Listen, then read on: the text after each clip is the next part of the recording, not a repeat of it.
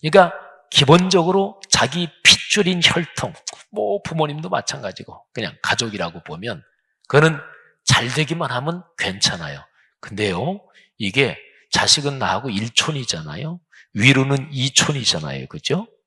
그리고 내 형제간 요거는 2촌이잖아요. 근데요, 요게 3촌은 조금 덜한데 촌수가 하나만 더 가서 4촌 이렇게 되면 그게 아니에요. 우리말로 몇 촌이 땅을 사면 배가 아파요? 4촌이. 3촌은 아니고, 그죠? 여러분, 이게 참 묘한 거예요. 그 사람이 단지 잘 되는 것 때문에 감사한다.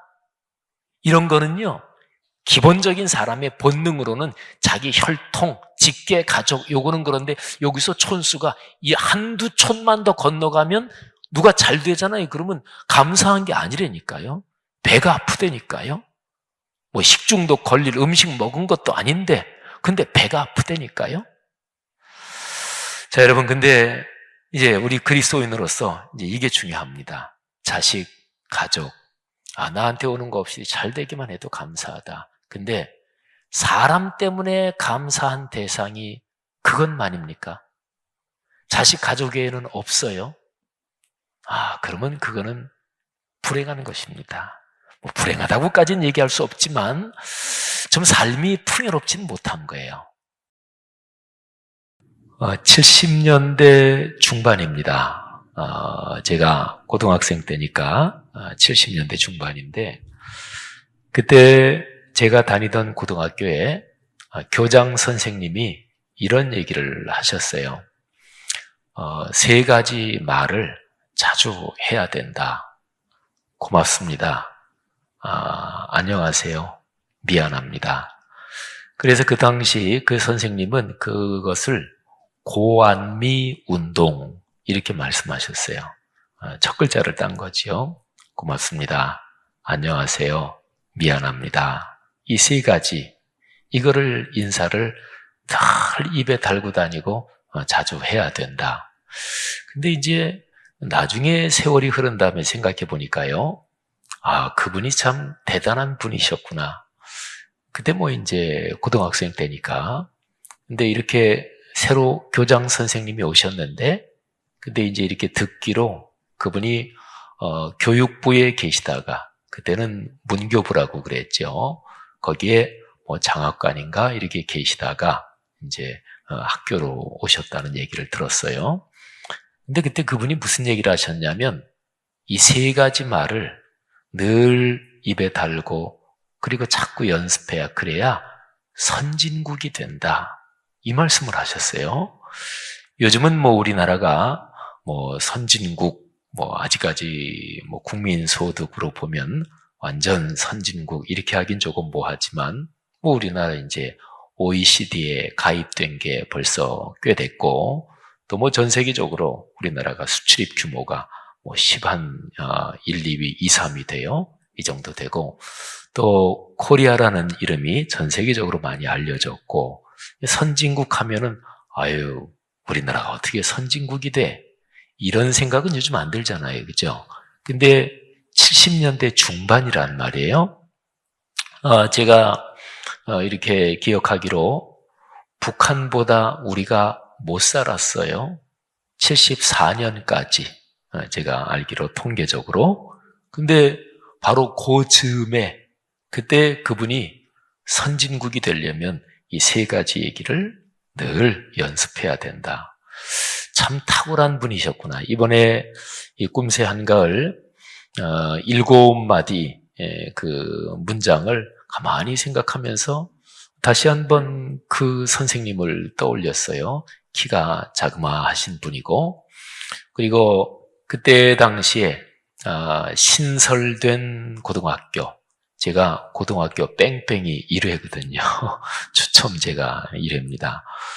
근데 그런데 오셔서 학교를 참 열심히 하셨고 또 학교를 잘 아름답게 세우신 분인데 윤양모 교장 선생님이라고 근데 그 어르신이 대단한 분이셨다 하는 생각을 합니다.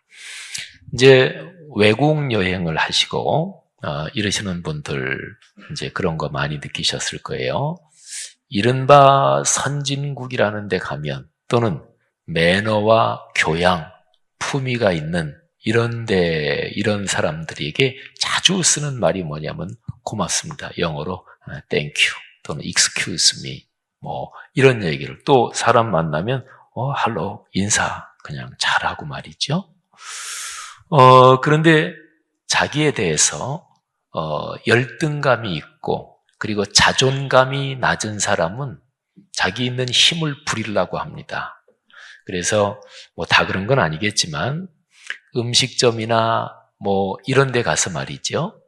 우리나라 이제 또 문화권이 다르니까요, 서양하고. 근데 연세가 좀 많으신 분들, 뭐 법적으로는 65 이상 되시면 뭐 노인 이렇게 그래서 혜택 같은 것도 그 나이부터 이렇게 되죠. 근데 뭐 요즘은 워낙들 건강하시니까 뭐 60 중반 그러면 뭐 노인도 아니죠. 그래서 요즘 새로 이게 청소년 그리고 청년 그리고 장년 이거를 새로 구분하는 기준이 나왔대요. 20살까지는 청소년이고요. 그리고 20살부터 65까지가 청년이랍니다. 여기 청년들 꽤 계시죠, 그죠? 그리고 65이 넘으면 노년도 아니고 그게 장년이래요. 그래서 요즘은 이제 다들 건강하시고 하니까 근데 어쨌든 보통 우리 나이에서 뭐 60 중반 훌쩍 넘고 뭐 또 7순이 좀 넘으신 그런 분이 어디 음식점 가서 거기에서 이렇게 서빙하는 그런 직원들 중에 또 뭐 젊은 분도 많고 그러면 아유 이것 좀 갖다 줘 뭐 이렇게 하는 거는 그거는 그렇게 결례가 된다든지 또는 안 좋아 보인다든지 뭐 그러진 않아요. 또 우리나라 문화에서 그냥 친근하게 뭐 음식점 그 아주머님께서 뭐 나이가 한 40대, 50대 된다. 그럼 뭐 연세 좀 많으신 분이 가서 아유 아줌마 이거 좀 갖다 주지. 뭐 이런 것도 괜찮아요. 근데 그런 음식점이나 이런 데 가서 대놓고 하대하는 사람들이 우리나라에는 꽤 있어요. 가끔 있고. 이거는 참 품이 없어요. 그죠? 그래서 음식점 같은 데 가면 요즘은 이제 음식을 차례로 내주는 데가 있잖아요. 뭐 한식도 그렇고 또 뭐 양식도 그렇고 차례로 내주는데 근데 저는 그런 때 이제 의식적으로 갖고 올 때마다 아유 고맙습니다. 이렇게 인사를 하려고 노력을 해요. 뭐 꽤 습관이 돼서 이제 뭐 그렇게 의식을 하지 않아도 그렇게 됩니다만은 그 사람한테도 참 좋죠. 그죠? 그리고 그렇게 자꾸 해보면 그렇게 할 때, 내가 기분 좋아요. 그러니까, 내가 품이 있다. 이런 생각도 들고요. 그게 마땅한 거죠, 사실은. 사랑하신 여러분, 꿈새 한가을, 7번의 그 설교 제목에서 처음에 3가지가 고맙습니다. 안녕하세요. 미안합니다. 그 첫 글자를 따면 고안미 이렇게 되지요. 제가 이번에 데살로니가 전서 말씀을 쭉 준비하면서 그때 70년대 중반 그 선생님이 이렇게 떠오르면서 참 대단한 분이셨다. 70년대 중반 우리나라 이 GNP, GDP 뭐 하여튼 이게 북한을 겨우 딱 이렇게 넘어설 그 즈음에 그분은 선진국을 생각하고 계셨다고요. 참 대단한 분이지요. 물론 저는 오늘 전하는 말씀이 고맙습니다. 이거는 그냥 일반적인 그런 얘기보다 데살로니가서의 메시지에서 묵상한 거를 같이 나누도록 하겠습니다. 고맙습니다. 이거는 한자어로 하면 감사합니다. 이게 되죠. 그러면 먼저 감사의 반대말을 한번 생각을 해보십시오. 감사의 반대말 뭘까요? 불평, 불만이겠죠. 뭐 정확하게 말하면 불평, 이게 이제 감사, 요거의 반대말일 거예요. 불평, 요 말은 평자 때문에 내 마음속에 뭔가 부정적인 거를 밖으로 표현한다. 요거까지가 담겨 있는 거죠. 감사, 요것도 사자 때문에 내 마음속에 있는 좋은 마음을 밖으로 표현한다. 요 말이 사자에 담겨 있잖아요. 그러니까 불평, 불만 2가지 단어 중에서 감사하고 정확하게 반대되는 말 그러면 불평.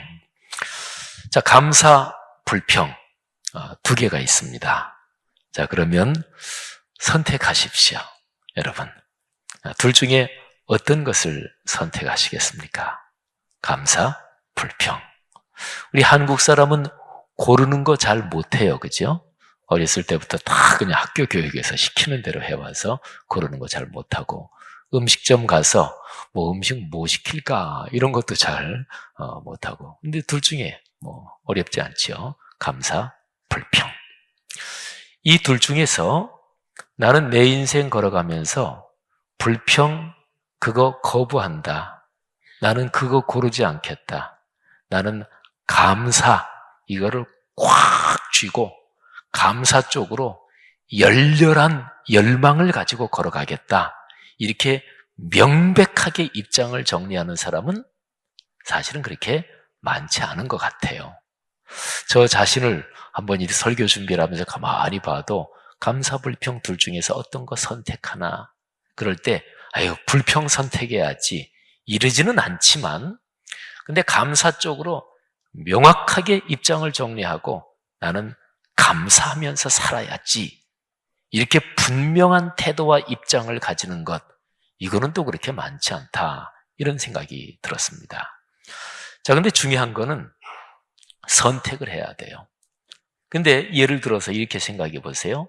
선택하지 않고 아유 목사님 뭐 살면서 감사하면서만 살아가면 참 좋겠지만 사람이 사는데 어디 감사만 있을 수 있겠어요? 뭐 불평도 있을 수도 있죠. 또 살다 보면 남에 대한 불평, 불만 이런 게 있을 수밖에 없는 그런 상황도 있지 않습니까? 뭐 이렇게들 많이들 생각을 할 거예요. 근데 그게 현실인데 그렇게 되면 커다란 문제 하나가 생깁니다. 자, 감사, 불평 이 둘 중에서 나는 선택하지 않고요. 그냥 상황에 따라서 감사가 물론 더 좋기는 합니다만 이 정도로 하면 그러면 내 삶을 둘 중에서 어떤 것이 더 많이 지배할 것 같습니까? 감사가 더 많이 지배할까요? 아니면 불평이 더 많이 지배할까요? 한번 생각해 보세요. 뻔하죠, 그죠? 여러분, 입장 정리를 하지 않으면 불평이 더 많이 지배합니다. 애들이 자라면서요, 욕심 부리는 거는 가르치지 않아도 욕심 부려요. 엄마가 말이죠, 유치원 가는 조그만 애한테, 야, 네 거 절대로 뺏기면 안 돼. 누구한테 절대로 맞으면 한 대 맞으면 2대, 3대 때려. 이렇게 하는 부모는 없겠지만, 근데 뭐 부모들 중에서 부모 마음 다 똑같으니까 내 자식이 맞는다 하는 것보다 뭐 때리는 게 잘했다 이러지는 않지만 맞는 것보다는 한 대 주워 패고 온 게 너희는 그러면 돼. 그런데 혼자 속으로 그래 맞는 것보단 낫다. 이런 거는 뭐 부모 심정으로 다 비슷할 거예요. 근데 자식한테 욕심을 가르치는 부모는 사실은 없지만 근데 욕심은 안 가르쳐도 배웁니다. 나눠주는 거는 남을 배려하는 거는 가르쳐야 돼요. 그건 훈련하지 않으면 정착이 안 됩니다. 이상하지요? 그러니까 나쁜 거는 가르치거나 그러지 않아도 저절로 배우는데 근데 좋은 거는 저절로 정착되는 건 없어요. 그거는 노력해야 됩니다. 왜 그럴까요? 우리 그리스도인은 왜 그런지 너무나 잘 알아요. 사람 속에 있는 죄성 때문에 그렇습니다. 또 인간 세상, 하나님이 만드신 아름다운 피조 세계에서 하나님이 어쨌든 그 정도는 허용하셨지만 악한 영, 마귀, 사탄 때문에 그렇습니다. 자, 그러니까 중요한 게요. 선택을 해야 돼요. 감사, 불평. 인생에서 성공한 사람 또는 어떤 것을 이룬 사람이요. 어떤 것을 성취한 사람은 거기에 대해서 생각도 안 하고 있다가 그냥 가을이 이제 점점 깊어져서 늦가을 됐는데 거기 나무 밑에서 이렇게 하다가 하늘이 참 멋있기도 하다 하고 어떻게 입을 벌렸는데 뚝 하고 감이 떨어졌다. 그런 건 별로 없습니다. 뭔가 의미 있고 좋은 거를 이룬 사람들은 그거를 분명하게 생각하고 또 그거를 명확하게 목표로 설정하고 그리고 애를 쓰고 노력한 분들이에요. 자, 그러면 감사, 불평 둘 중에서 선택을 하지 않으면 불평이 더 내 삶을 지배한다니까요. 자, 그리고 이제 또 문제가 또 있어요. 불평이 지배하잖아요. 불평, 불만이.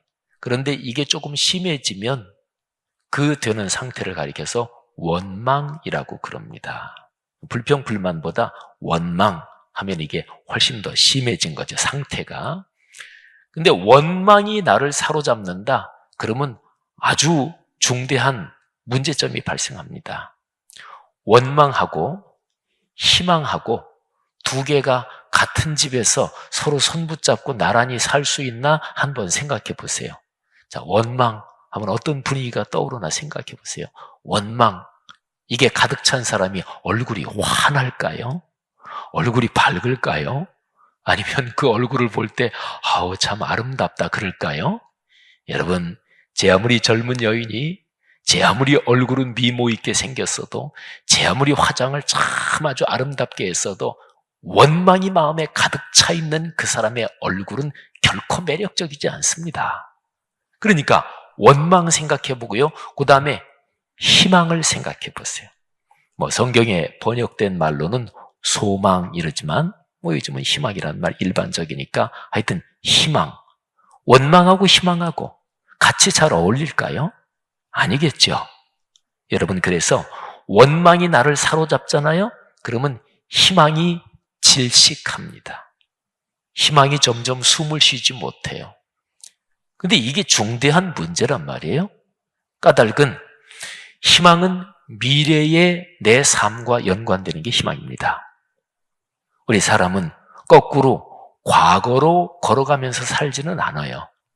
이제 나이가 많이 드시면 과거 일을 많이 회상하고 추억하고 뭐 사진도 보고 뭐 옛날 받았던 표창장, 감사패도 보고 그런 게 흐뭇하고 이렇게 기억 속으로 회상을 할 수는 있겠지만 사람은 기본적으로 미래를 향해서 걸어갑니다. 그러니까 미래가 좋아야 돼요. 과거가 쓰리고 아파도 내가 걸어갈 미래가 행복하다. 아유, 점점 잘 되네. 그러면 사람은 신나는 거예요. 과거가 제 아무리 찬란했어도 앞으로 걸어갈 미래가 캄캄하고 이게 점점 어려워져. 그러면 이 어려움에서 도피하느라고 과거 왕년에 찬란했던 시절을 이렇게 떠올리지만 그런데 뭐 그거 잠시 추억할 뿐이지 현실은 이게 어렵고 현실은 그냥 계속해서 암담하고 그런데 그게 뭐가 행복하겠어요? 여러분, 희망이 있어야 돼요. 그래서 사람은 밥을 먹어야 살죠.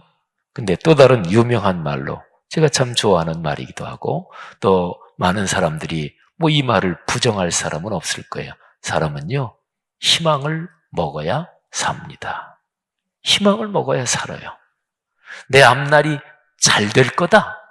이런 확신이 있어야 사람은 사는 거죠. 여러분, 그래서 우리 그리스도인이 희망을 갖지 못한다, 소망을 갖지 못한다. 그거는 사실은 그리스도인으로서 마땅히 누리고 그리스도인으로서 마땅히 배워야 될 성경에서 제일 중심적인 메시지, 가르침을 그거를 놓친 사람이에요. 성경에서 천국을 빼면 얘기가 될까요? 얘기가 안 되죠.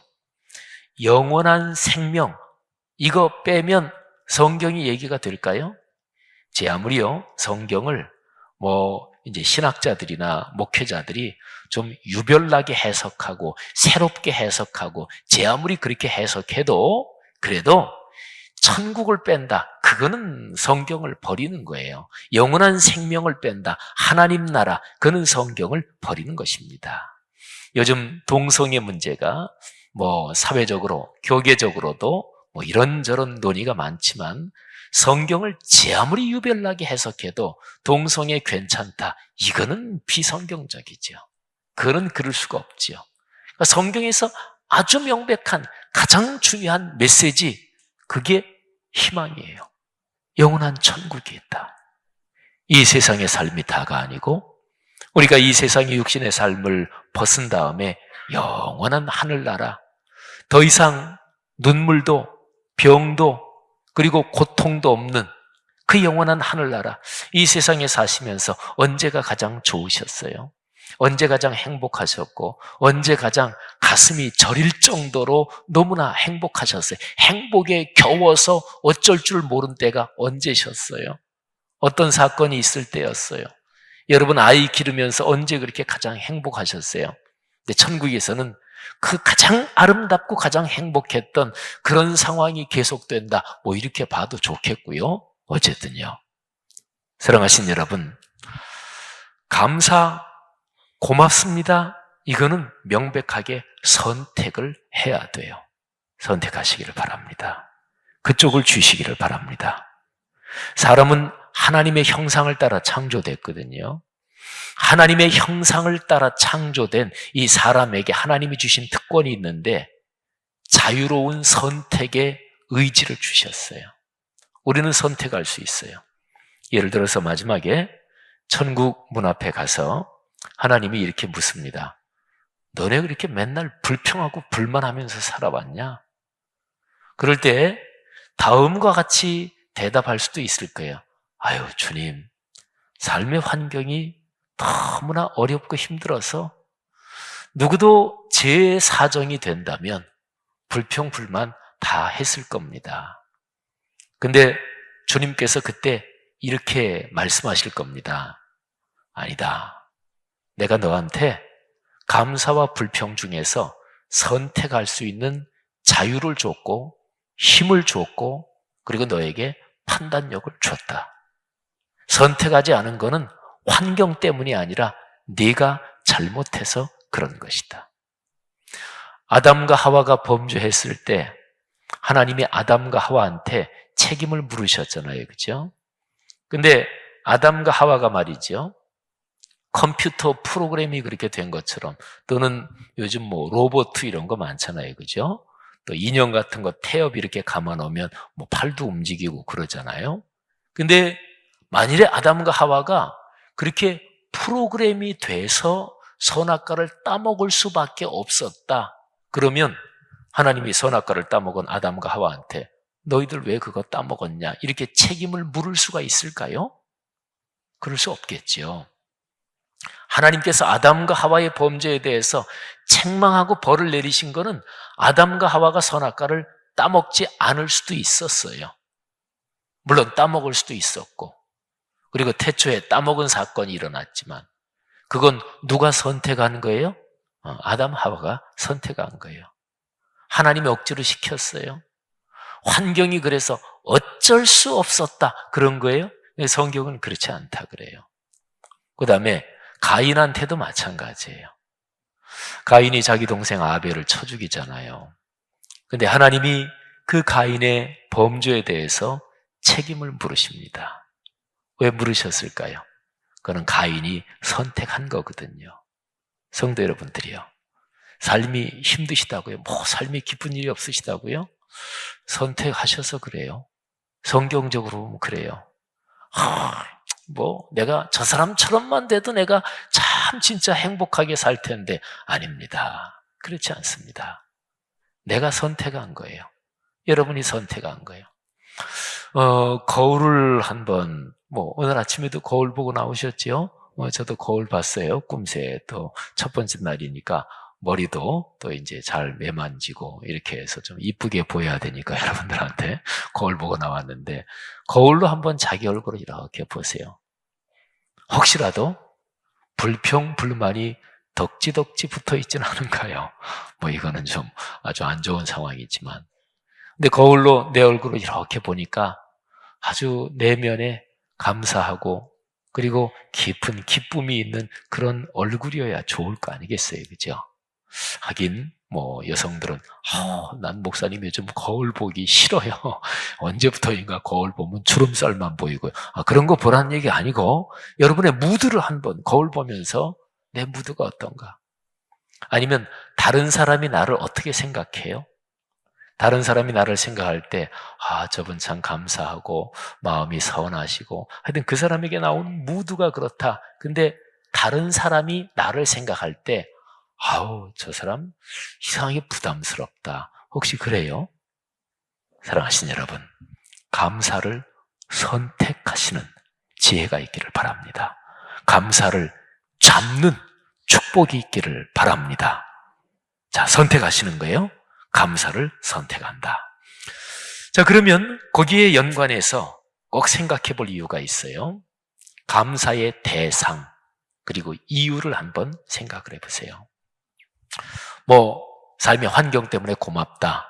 또는, 우리 집에 애완견 한 마리 또는 고양이 한 마리를 키우기 시작했는데, 그놈 때문에 요즘 참 아주 이뻐 죽겠다. 그런 감사도 있지만, 근본적으로 사람이 살면서 감사하다. 이거는 사람이 사람하고 연관해서 느껴지는 감정, 이런 게 이제 사실은 중심이죠. 근데 이제 크게 두 가지로 나눌 수 있어요. 어떤 사람을 떠올릴 때, 그분 참 고맙다. 근데 왜 그 사람이 고맙냐? 자, 두 가지인데요. 첫째는 그 사람이 나에게 직접적으로, 구체적으로 눈에 보이게 이익을 준다. 그래서 고마운 그런 경우가 있어요. 그거는 또 너무나 당연한 거죠. 그 사람이 예를 들어서 나한테 이런저런 도움을 주는데, 근데 그 도움이 아까 얘기한 것처럼 직접적으로 그리고 구체적으로 눈에 보이게, 예를 들어서 선물을 주었다. 또는 이런저런 재정적으로, 경제적으로 나를 대가 없이 도와주었다. 그건 당연히 고마워해야죠. 감사해야죠. 그거 감사 안 하면 그건 사람이 아니지요. 말하자면 은혜를 모르면 그게 사람이에요.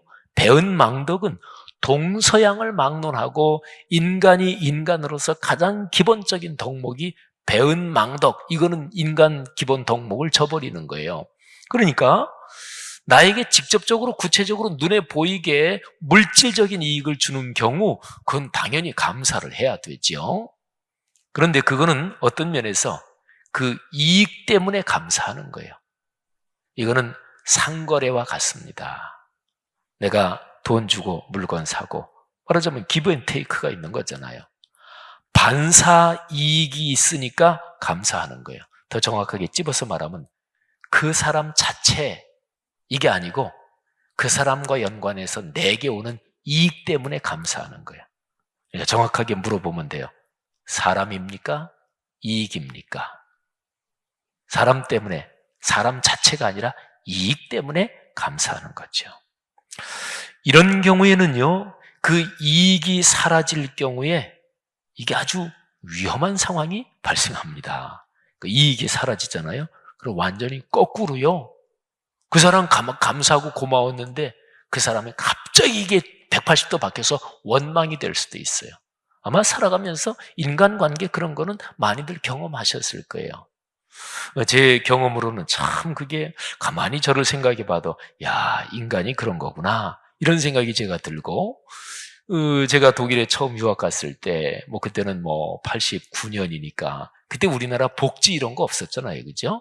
요즘은 애들한테 대한 보조금도 나오고 또 연세 드신 분들 좀 나오고 또 이런저런 복지 혜택이 점점, 89년 그런데 그런 거 전혀 없었거든요. 근데 독일 갔더니 아이들 기르라고 보조금이 나와요. 그것도 유학생한테, 자기 나라 국민들한테 이렇게 몰라도, 세상에 이런 나라가 다 있나. 독일은 대학에 학비도 전혀 없어서 그것만 해도 고마운데, 그런데 첫째 아이는 그때 당시 돈으로 50마르크, 둘째 아이는 70마르크, 셋째는 쭉 많이 해서 120마르크. 그때 넷째가 없는 게 얼마나 아쉬웠던지, 넷째는 아마 200마르크 넘는지 아마, 거기는 그래요. 그리고 아이가 셋 있잖아요. 그러면 세 번째 아이는 이런저런 어디 들어가는데 입장이 공짜인 경우가 많았어요. 그리고 유학생들은 대개 자기 수입이 그렇게 높지 않잖아요. 수입이 독일 사람이건 외국 사람이건 전부 다 어느 정도 이하가 되면 집세 보조금이 나와요. 독일은 월세 이런 게 서구 사회는 늘 일반적이에요. 그래서 집세 보조금, 그거는 지금 제 기억에 한 달에 330마르크씩 받았던 기억이 나요. 세상에 이런 천국 같은 나라가 어디 있나. 내가 여기서 공부하고 내 평생 독일의 은혜를 잊지 않겠다. 하나님의 은혜도 있지만 독일의 은혜를. 그런데 동서독 통일되고 동독적으로 이 독일이 막 국가재정을 막 쏟아붓다 보니까 재정이 부족하거든요. 그래서 그 아이에게 주는 돈, 집세 보조금 이런 걸 이제 줄이는데 아무래도 외국 사람부터 이제 이거를 끊더라고요. 거의 제가 독일에서 나올 즈음에 그게 이제 끊겼는데, 그때는 원래 제가 처음 받을 때 그렇게 감격했잖아요. 근데 그거를 끊으니까 속으로 금방 드는 생각이, 이놈들 봐라, 내 돈 왜 안 줘? 이렇게 되더라고요.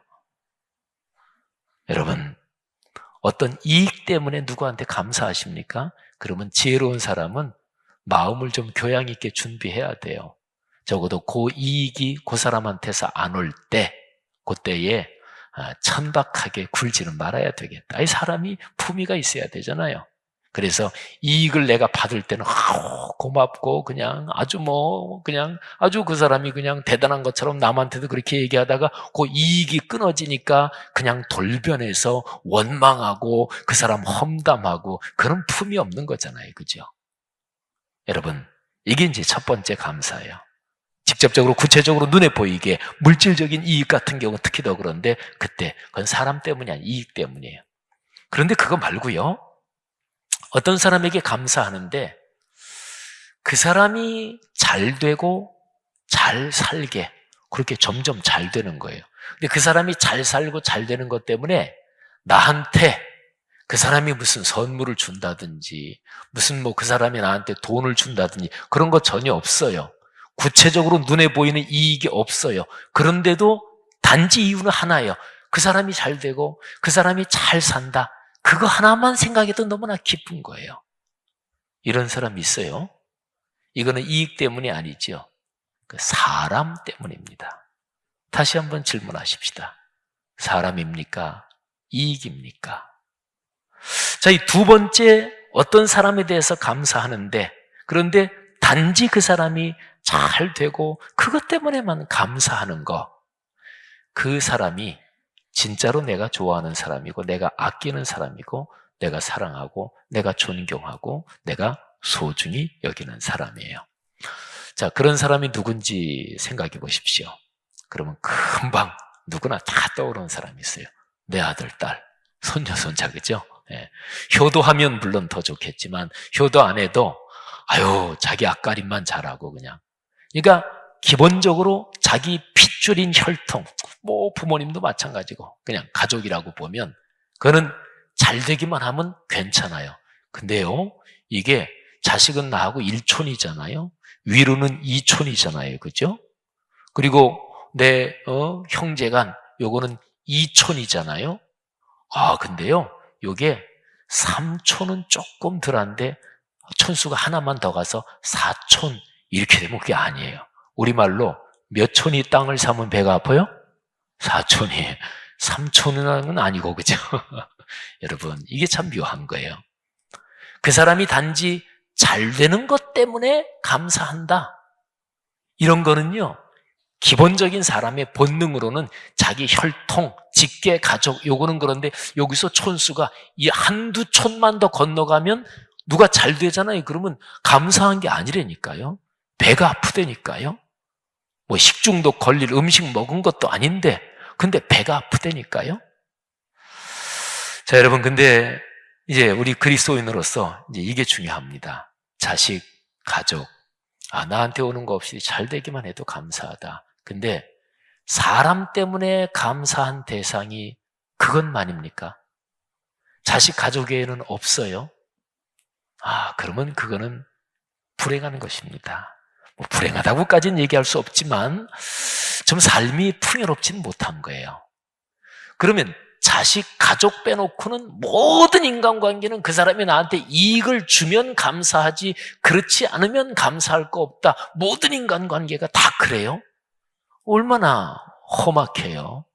얼마나 삭막하고 메말라요. 그냥 어떤 사람하고 만나면 그 사람 때문에 얻는 이익 없어도 그냥 푸근하고 좋고 그런 사람을 내가 알고 지내면서 인생길 걷는 게 참 행복하다. 이런 사람이 주변에 좀 몇 있고 그래야 좋을 거 아니겠어요? 그래야 삶이 살아가는 거 아니겠어요? 근데 이익 때문이 아니고 사람 때문에 감사하다. 그거는 내 자식, 우리 가족 외에 나는 그런 사람 없는데 나중에 그야말로 노년을 어떻게 보내실라 그래요? 사랑하신 여러분, 누구에게 감사하나? 그 사람 때문에 그 사람의 이익 때문이 아니고, 그 사람이 나에게 주는 이익 때문이 아니고 사람 때문에 감사하는 그런 친구들, 그런 스승, 그런 주변 분들이 점점 많아지기를 주님의 이름으로 축복합니다. 그게 삶이죠. 그죠? 자, 근데 이제 여기서 한 가지, 세상적으로 말하면 이 두 가지만 얘기하면 돼요. 이익이냐, 사람이냐. 이익 때문에만 감사하며 살아가는 사람은 삶이 팍팍할 거예요. 악착같이 노력하면서 그냥 악착같이 내 이익 챙기면서 남보다 돈은 조금 더 모을 수 있겠죠. 남보다 어떻게 막 밀치고 올라가면 자기 동료들 또 자기 그냥 회사 입사 동료들 이렇게 밀어 제쳐버리고 또는 이렇게 저렇게 모함하고 해가지고 자기가 그 자리에 올라가고 그 정도는 될 수 있겠죠. 근데 총체적으로 따지면 정신이 비루해지고 영혼이 자존감을 잃고 그러면 삶이 초라해지는 거죠. 그죠? 사랑하시는 여러분. 세상적으로는 말이죠.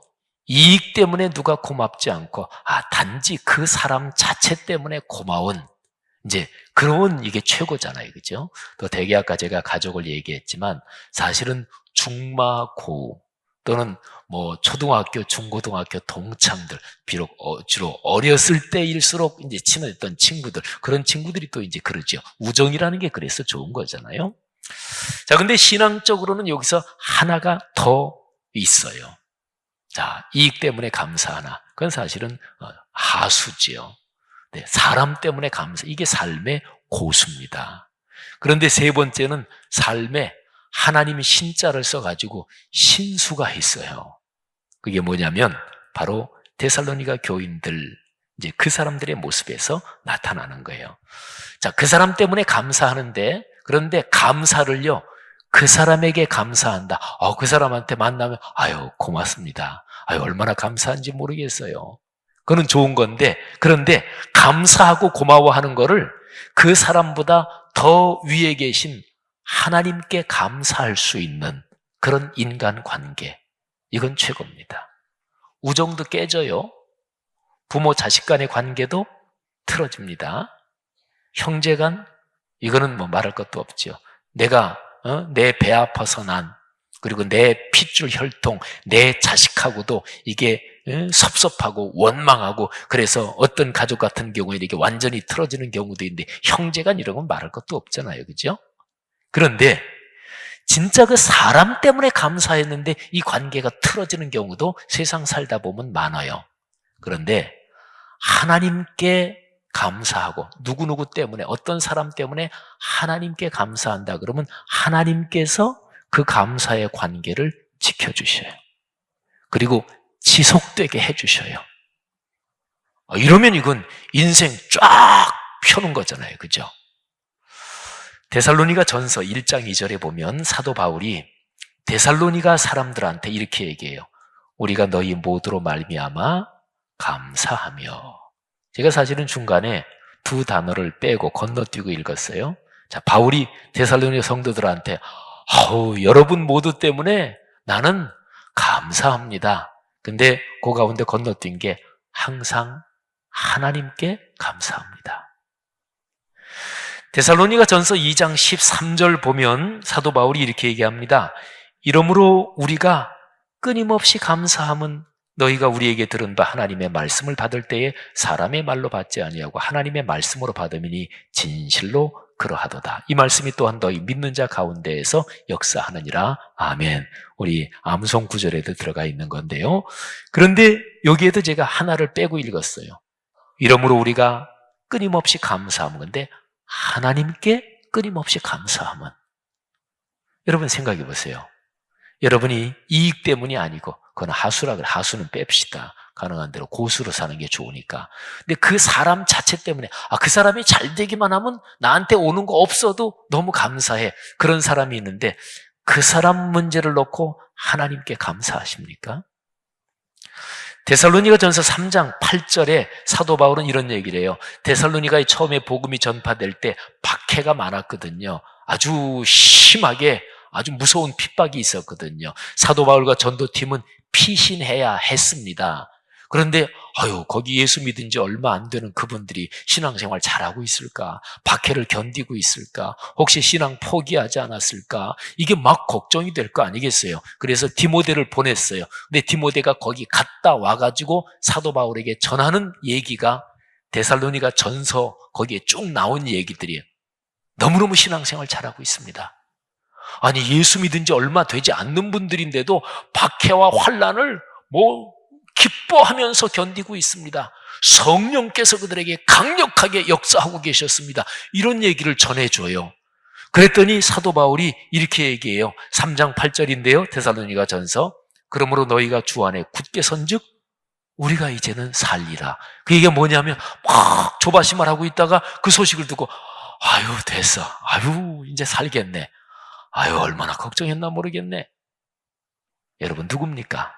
그런 사람이 살면서 나 잘 되는 거, 나 건강한 거, 나 인정받는 거, 그리고 내가 높은 자리에 올라가는 거, 나.